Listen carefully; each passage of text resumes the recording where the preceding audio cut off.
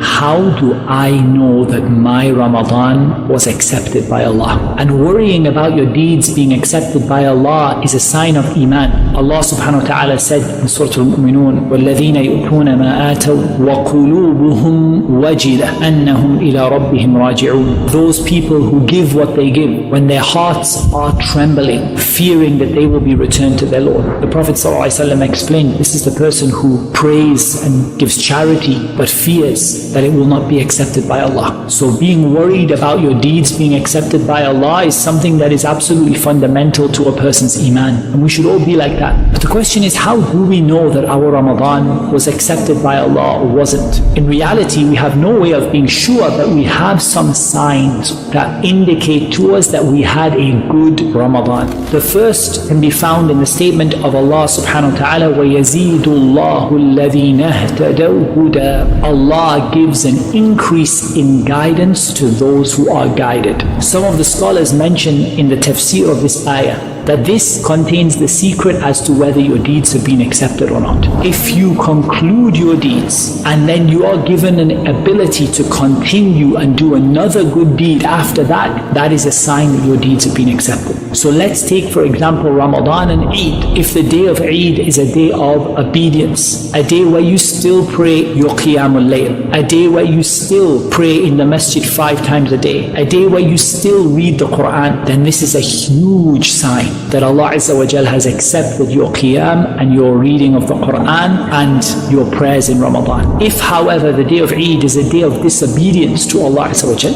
a day where you stop praying after you prayed 5 times a day, a day where you disobey Allah and you turn away from the Quran, then this is a sign that perhaps there was something flawed in the way that you performed those deeds in Ramadan. So ultimately, it's all about preparing for what is going to come. Ramadan was a training program. So look at the day of Eid. If on the day of Eid you become more obedient to Allah and less disobedient to Allah, then you got something out of this training program. And if on the day of Eid you become more disobedient to Allah and less obedient to Allah, this is a sign that the training didn't quite have the desired effect, and we need to turn to Allah in repentance so that Allah can replace those bad deeds with good, and Allah Azza wa Jal can take us away from that situation that we might have put ourselves into. So really now, towards the end of Ramadan, get your eyes firmly fixed on the day of Eid. Plan that day to be a day of obedience and nearness to Allah Azza wa Jal, a day of happiness. We ask Allah Azza wa Jal to accept our siyam and our qiyam, to accept our fasting and our standing in prayer, and to accept all of the other deeds that we have done in Ramadan. We ask Allah subhanahu wa ta'ala to forgive us for the deficiencies that we have had in this month, to overlook them and